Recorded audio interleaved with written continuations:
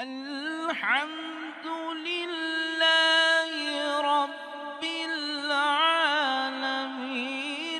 الرحمن الرحيم مالك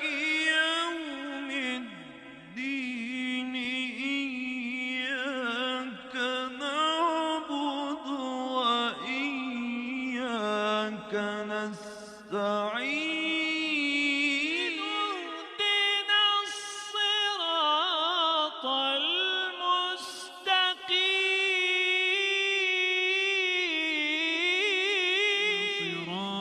الذين أنعمت عليهم غير المغضوب عليهم. بمقام جدا